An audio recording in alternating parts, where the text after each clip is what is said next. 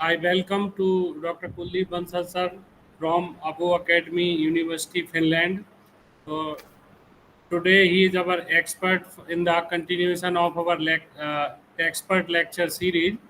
So Dr. Bansal sir completed his PhD from Dr. Hari Singh or University Sagar, and then completed his PhD from University of Nottingham. Then work as assistant professor at the ÅboAkademi Science University, Finland. So I welcome you, sir, and I request to our director, sir, to brief about the online expert series. So thank you very much, Dr. Balakji. Uh, First of all, I welcome from core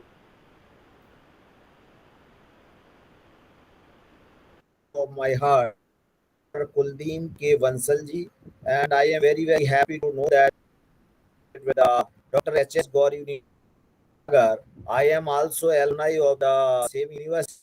So this is also one of the big connection with you.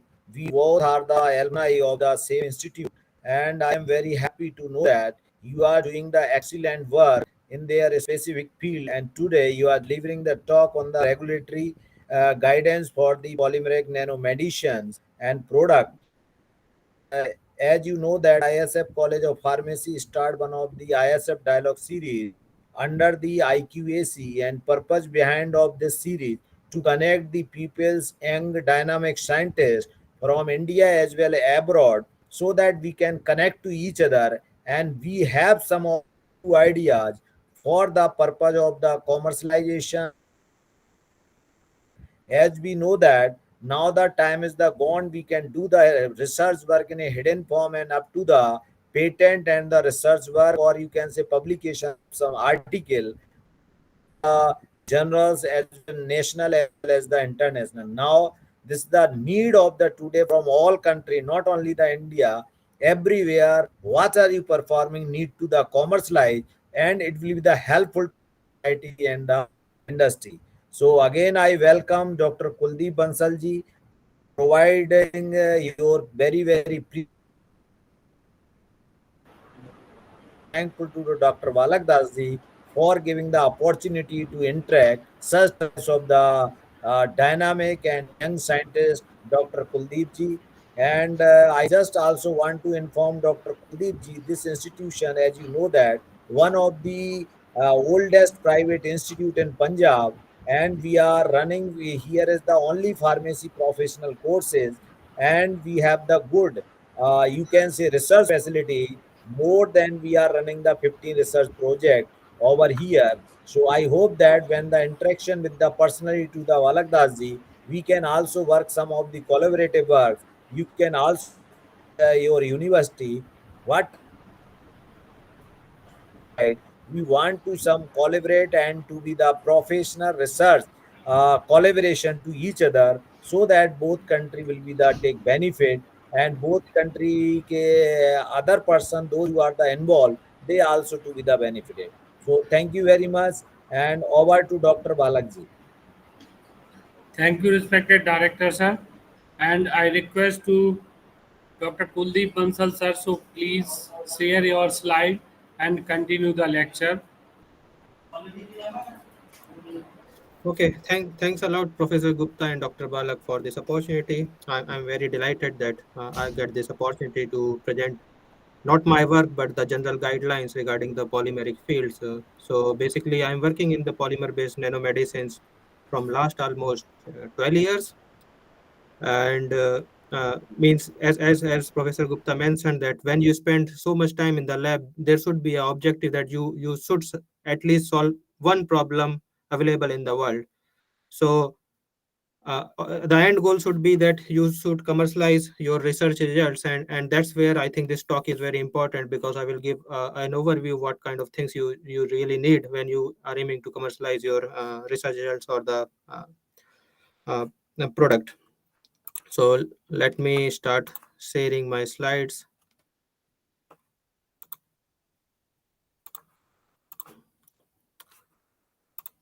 All right, so I hope it's visible, right?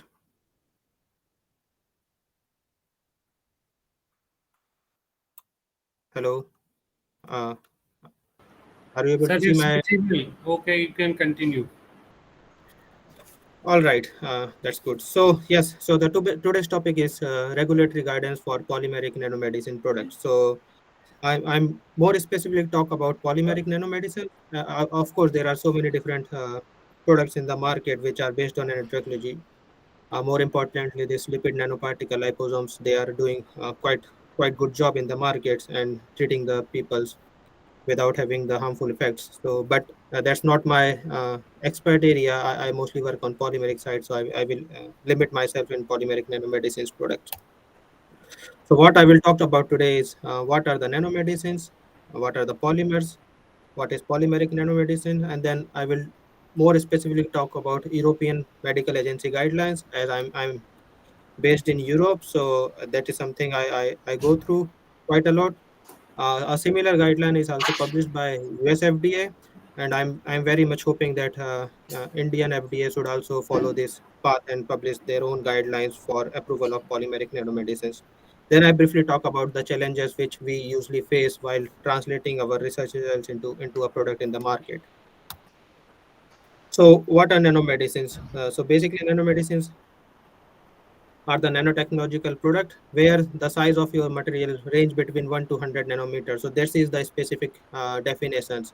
If it is fall between 1 to 100 nanometer, then it's characterized as nanomedicine. But there are several different definitions available on internet. Some says up to 500 is fine. Some says okay, 700-800 is also counted as nanomedicine products. But by regulatory agencies, 1 to 100 nanometer is categorized as the nanomedicine products. Because when you reach this size, that's extremely small size, the physical, chemical, and biological property of that material has changed, and that's why they should have their own guidelines by which they can be characterized and approved for the medicine use. So polymers are nothing but is the chain of the monomer. So if you see here, we have two different monomers. So for example, blue color and the red color. When you connect it to each other by different chemistry, and there are several different chemistry researchers are utilizing to make polymer, you get polymers. So poly means many, mers means monomer. So when you have many monomers in a single chain, it's a polymer. Polymers can be diblock copolymers, where you have one block of one monomer, other block of other monomer. You can be a random block copolymer, or you have a homopolymer. So basically, you have only the chain of one monomers. And based on the polymer you are synthesized, the end product have the completely different property. So there you have to very careful what you want to achieve and what kind of polymer you need for their research. There are two types of course polymers. One is natural polymer, the another is synthetic polymers.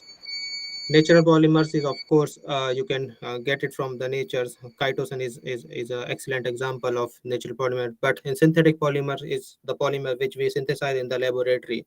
Here we have a very vast control on the property of the polymers. So I personally like quite much on the synthetic polymer, because then I have my own say to make a polymer, what kind of polymer I have to make, and what application I'm going to use with that polymers.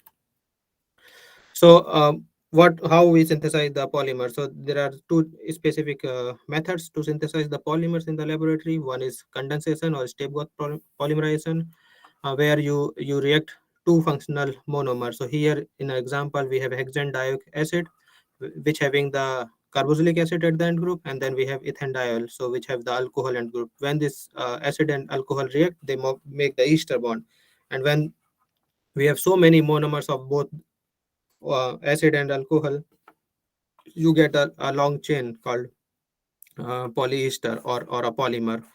Because it's a condensation polymer, and you always lose a small molecule, and in most of the cases it's water. But the problem with the condensation polymerization is it's a reversible reaction, and in most of the cases you cannot achieve the higher molecular weight products, and that's why there another method has been developed which is called ring opening polymerization or addition polymerization or chain growth polymerization. So in this polymerization, you only have an initiator and then you have a monomer. So initiator initiate the first monomer, uh, and then the polymerization proceeds. So it's really straightforward. This is the example of synthesis of polyethylene, basically polythene plastic we are using in our everyday life. and the synthesis quite easy. Based on the degree of polymerization means how many monomers you have in your reaction mixture, you can define the molecular weight, and you can achieve as high as possible molecular weight in these reactions. And as I said, the in basically in the medical field, we mostly use this ring opening polymerization, where this is the example of making the ethylene glycol polymer. So this is the small chain of polyethylene glycol, where you use ethylene oxide as a monomer and di di diol as an initiator, and then you can grow the chain on either side of the initiator. And because, as I said, based on the degree of polymerization, you can really make quite big polymers. And you probably already know that polyethylene glycol come in that several different molecular weights in the market. So once you have a polymer, you have to characterize to know whether you get your polymer pure or not, and what are the molecular weight and its thermal properties. So basically, you can characterize for a structure with the NMR, a molecular weight with the GPC or size exclusion chromatography, and the thermal property you can determine with the DSE or differentiating scanning colorimetry. So here you can get glass transition temperature, melting temperature, or crystallization temperature. In GPC, you can get the number average molecular weight compared to your standard, and with NMR you can like identify the structure more specifically. So these are the basic characterization we use to characterize the polymers. Then we move towards the polymeric nanomedicine. So there are several polymeric nanomedicine in the research field exactly, but not many in the market. So I will limit myself in the major polymeric based nanomedicine, and not going to talk about all available in the literature. So the four major polymeric nanomedicines are polymeric micelles, polymeric drug conjugate, polymeric nanoparticle, and dendrimers. They all basically, dendrimers are also polymers. Some people confused with this, but it's categorized as a polymer, but it's a branched polymer, you can say. So I go one by one about each category of the polymeric nanomedicines. So this is a very nice example of a marketed polymeric micelles formulation called Genexol PM. So what happened in the polymeric micelles? You have a polymer which is amphiphilic in nature, so it's having the hydrophilic part and the hydrophobic part. When you disperse this amphiphilic polymer, it's self-assembled into micellar kind of structure, something like this. And mostly we disperse it in uh, aqueous phase. So the hydrophilic oriented towards the surface, and the hydrophobic make the core. So it's also a core cell or core corona structure. So in this particular example of Genexol PM, this is a Samyang Biopharm company in the South Korea. They have developed this formulation. So they have used this polylactic acid polyethylene glycol based copolymer, amphiphilic copolymer, and then they load this paclitaxel, which is an anti-cancer drug, quite hydrophobic. The size they achieved in their preparation is range between 20 to 50 nanometer, and as I said, the core is hydrophobic. Here in particular, it's polylactic acid, the drug encapsulated inside the core, and then the whole structure has been stabilized by the polyethylene glycol, which is presented in the corona. This is the like a marketed formulation in the Korea. There are some politics, and that's why it didn't flow well in the other countries. But never mind. The another category is polymer drug conjugates. So basically, in polymer drug conjugates, you covalently conjugate the drug. So in the previous example, we have physical encapsulation, but in the polymer drug conjugates, you covalently attach the drug to the polymer with the help of linker. So here you can see in the structure, basically, so drug has been attached to the polymeric chain with the help of linker, and linker can be anything. It could be also in nowadays people are more emphasizing on stimuli sensitive linkers. So basically, when you have different pH, or you have different temperature, or you have different oxidative environment or reductive environment, this linker cleave or break and then release the drug. Moreover, there is also opportunity to attach the targeting ligand, so that you can direct your formulation towards the specific site inside the body. This is the complex formulation example. such kind of formulation is not yet approved, but there are couple in clinical trials. But the normal polymer-drug conjugates, where you don't have the targeting ligand or not have the stimuli sensitive linker, but a simple conjugate where the drug is directly attached to the polymer is available in the market, and mostly polyethylene glycol has been used as a polymer to attach the drugs or imaging agents. So as I said, polyethylene glycol is the most used polymer, which also have the formulation in the market. But then there is also other polymers which are in clinical trials, for example, poly HPM and polyglutamic acid. Then we move to the nanoparticles. So polymeric nanoparticles are different from polymeric micelles. So in polymeric micelles, we mostly use the amphiphilic polymer so that the polymer itself have the hydrophilic and hydrophobic part. But in nanoparticle, we mostly use the hydrophobic polymer, and then we stabilize that hydrophobic polymer with some surfactant. So that's the difference between polymeric micelle and nanoparticle. So nanoparticle can be of two types. One is nanosphere, where you have a polymeric matrix inside, where the drug engulf or entrapped within the core, and then the another is a nanocapsule. So it's more or less similar to the micelles, where you have a hollow inner core and which having got protected with the polymeric cells.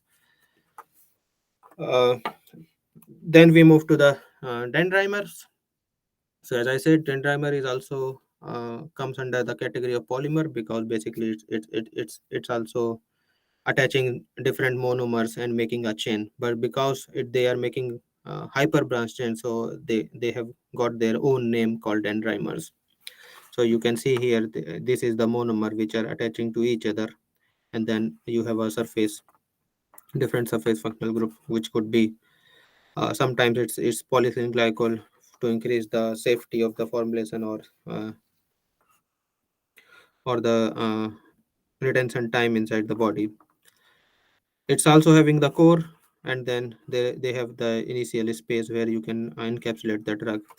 There is not any product in the market because of the toxicity studies with this toxicity of this particular formulation, because they have the de- dense for surface functional group, which create quite much toxicity.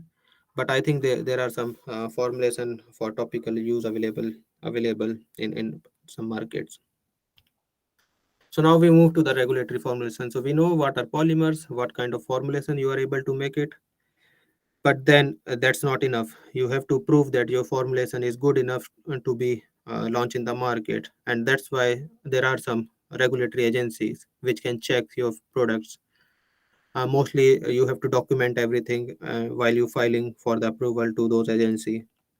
So today I specifically talk about this block copolymer micelle medicinal product scientific guidelines, which has been published in 2008 and 10. Then there is a revised version in 2014. So basically we have to control everything. We have to control the chemistry and then the manufacturing process, and that's in general called chemistry, manufacturing, and controls. The overall objective is to maintain the pharmaceutical quality of the product. So basically all the critical quality attributes which change the performance of block copolymer micelles, or which have the major impact on in vivo pharmacokinetic or pharmacodynamic property of the formulation must be controlled during the manufacturing. So I have come up with this short term to recognize or to memorize what things we have to control when we are making a formulations for the human use. So basically the terms is puress. When you search puress on Google, you will find out there are some cosmetic product with this name, but it's a very easy name to understand, like pure and double S, puress. So what you have to control? You have to control purity of your product. You have to maintain the reproducibility, like in every batch you should get the same product which behaves similarly to the previous batch. And then you have to prove that it is stable and it is safe. So stability and safety, so these are the key parameters or key quality control attributes you have to manage or you have to control during your manufacturing process. So we move one by one on the each steps. So what kind of things we have to monitor when we talk about quality characterization or critical quality attributes. So because we are talking about the polymeric micelles formulation or block copolymer formulations, so there are two different things we have to control. We have to control the raw material, that is block copolymer, which we are using to make the formulation, and then we have to control the different properties when you get the final products or the micellar product. So what things you have to control? So there are chemical structure of the block copolymer. Of course, you should know what you are using and how it's look like. Then if you have drug conjugate, for example, then the chemical nature and the stability of your chemical linkage should be known. Or even if you have this monomer polymer which is attached to each other with different monomers, so that chemical linkage, how stable it is, if it is stable for a longer period of time, or if it start degrading after a couple of months, and that's definitely alter the property of the formulation. And then at last, impurity profile. So sometimes it's very hard to make the very pure polymer, so there are some impurities present at the end, but you should know what impurities you have in your product and how they are impacting in the final formulation. Then move to the next. You use this block copolymer to make a micellar product. Then, because we are talking about nanomedicines, so of course you should know what size they are and if the size is reproducible, morphology, and then the zeta potentials like the surface charge. Then if you have some specific survey property, for example, if you test some ligands or some other things, imaging agents or some stabilizer onto the surface of your micellar product, you should control its properties also. Then critical micellar concentration, what concentration this block copolymer start forming the micelles. Drug loading, physical state of your formulation, viscosity of your formulation, and then in vitro stability, release, and degradation pathway or degradation profile should also be monitored, and that should be reproducible basically. Then during the manufacturing process, so we earlier we talked in general terms, but then while you are manufacturing, or what kind of things you have to control, so there should be a validated process for reconstitution. Most of the formulations are come as a freeze dried product, so you have to reconstitute before administration. So there should be a validated process of reconstitution, because while reconstituting you should get the same size of the product, as size is the very important parameter which has to be controlled. Then the process for ensuring sterility should be there. Then the property which change the in vivo behavior of formulation should be monitored, like osmolarity, fraction of active substance that is surface associated. So you of course have the encapsulated drug, but there is also possibility that some of the drug are like non-covalently attached on the surface or physically absorbed on the surface. So you should know about it, and if it is like same every time, or if it is changing. Then the release rate, how the drug is releasing from your micellar formulation, and then the place of the release. So if the major for part of your drug is releasing in what organ, so that should also be known. Then the degradation rate of your block copolymer and the place of degradation, whether it is degrading quite a lot in for example liver or kidney. So these are the information you should know, and you have to give to the FDA before getting any approval. Then we move towards the manufacturing process and process control of the block copolymer more specifically. So any small change in block copolymer can significantly change the performance of that particular formulation. So for example, if you have a smaller molecular weight polymer in one batch and higher molecular weight polymer in another batch, both batch will behave differently. So that's why you have to be very careful as you are using. You should use the same polymer every time you are making your formulations. So what things you should control? So you should have the detailed description of synthetic process, extraction and purification process. Most of the cases, a pharmaceutical company are not making the polymer, but they are buying the polymer from some different chemical companies. So you should get all this information from them if you are not making by yourselves, because you need those information for regulatory filing.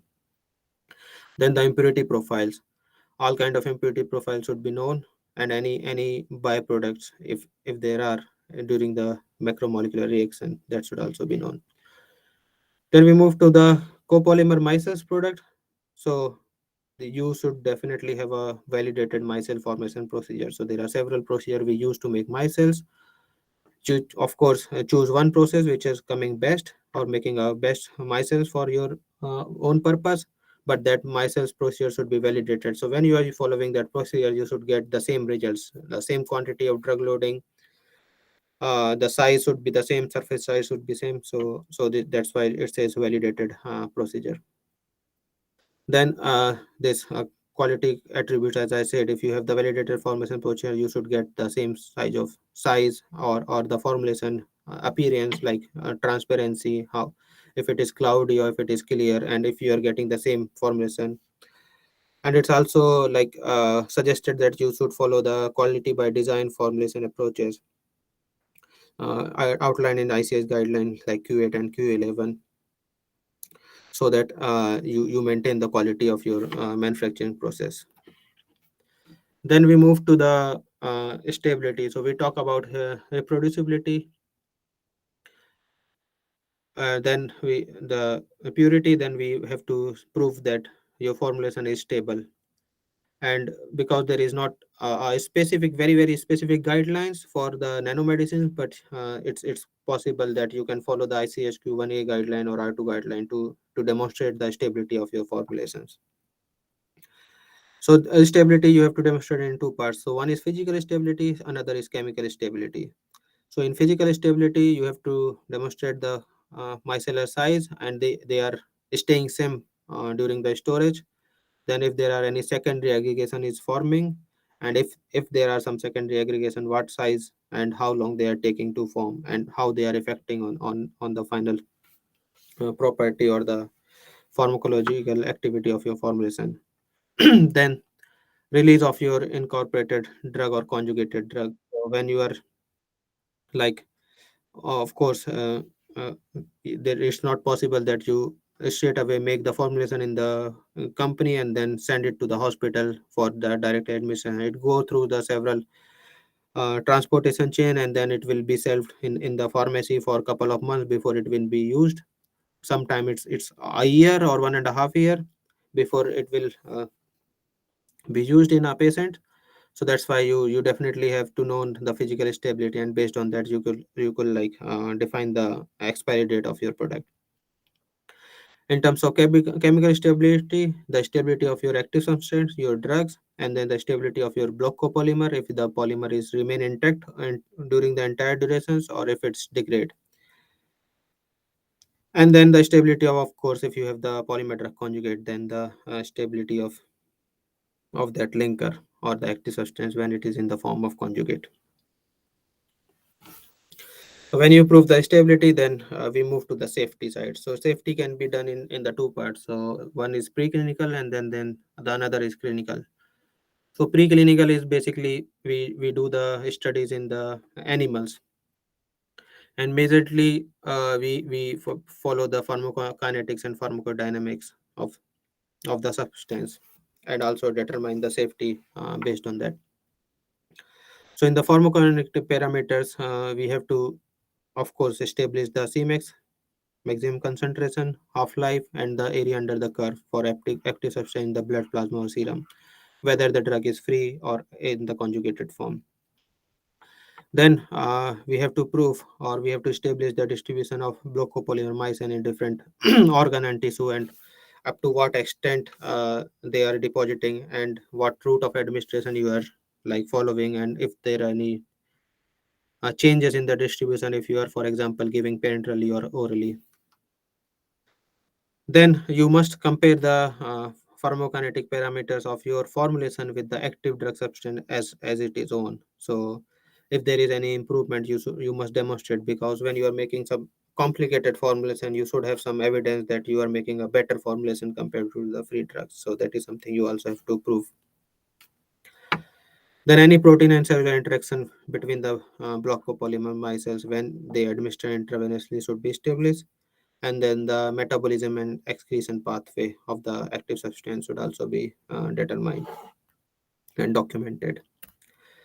So in terms of pharmacodynamics, we have to see the fate of the active substance, like where it is releasing and at what extent or rate it is releasing, and then the fate of the micelle as such. So uh, Blockoperium micelles and any stabilizing compound if you are using following, for example, administration or after the entry in the cells by endocytosis or any other mechanism. So these are the dynamic characteristics we should have to document or establish before filing. Then toxicology has to be done, like of course in the animals before going to the human. So for determining the toxicity, it has been suggested that we should follow the ICH safety guidelines number S4, S6, S9, or M3R2. M3R2 is also very common guideline, has been used to determine the safety of the guidelines. So where they have like single dose acute toxicity, multiple dose acute toxicity, and chronic toxicity kind of things it has been evaluated to determine the safe dose of your formulation or of your polymer alone. Then target organ functional evaluation has to be demonstrated. If, for example, if it is depositing to some particular organs, so you should know if the organ function has been changing or not. Then complement activation, hemotoxicity, antigenicity, and immunotoxicity is also something has to be established before going to the human clinical trials. So these all are the things we have to establish in the animal models. Then the last step is the clinical trial. So first in human studies. So they are more or less same as what I just discussed in the pharmacokinetic and dynamics when we are performing in the animals. So of course, pharmacokinetic parameter has to be established: Cmax, half-life, AUC. Then we have to like have the sufficient number of sample to adequately determine the plasma concentration time profile. So the some number of samples should be enough that we get some conclusion how long this drug is staying in the plasma, and which is very important because when the drug is in plasma, then only it will show the pharmacological activity. Then distribution of your formulation in all the major organ or the like the targeted, for example, the infected organ. Then the starting dose is of course has to be based on the animal studies, which mostly like we determine in the ICH M3R2 guideline. So the safest dose we determine in the mice should be the dose we should start dosing in the human first. So like we should not directly converted the human dose based on the human weight, but we should start with the safest dose first and see how they are behaving before increasing the dose. So there are quite a lot of work a research laboratory has to do, and it's quite possible that not all the facility has been available in one laboratory. So more specifically in the Europe and in the US, there are nanomedicine characterization laboratory available. In US it's NCL, National Characterization Laboratory, and in Europe it's Nanomedicine Characterization Laboratory. So their task is, if you achieve some good formulation, or if you believe that your formulation has a quite potential to be translated into the market, you can contact this laboratory, and they have all kind of facilities available from in vitro testing until the NDA filing. So they do more or less everything for you. They have some funded positions, like here the position means your product. So they have some funded positions, and also they also do pay for service. So you can pay for your for service, and then you get the results. So that's quite good in specifically in Europe and US. So now at last I will briefly go to the challenges, because we are seeing abundant number of publications telling that we have achieved this, we have managed this, and we treat the tumors, we treat the diabetes. But comparing to those high quality research results.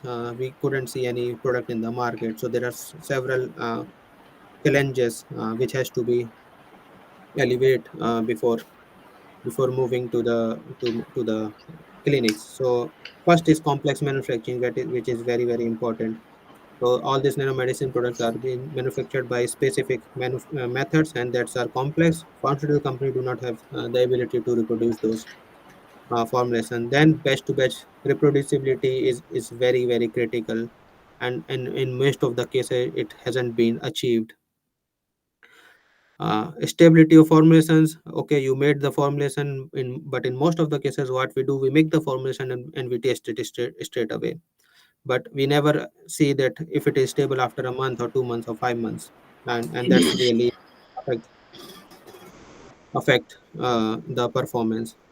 Then inefficient if infrastructure. So major pharmaceutical company, they still working on tablet, capsule, and normal injections.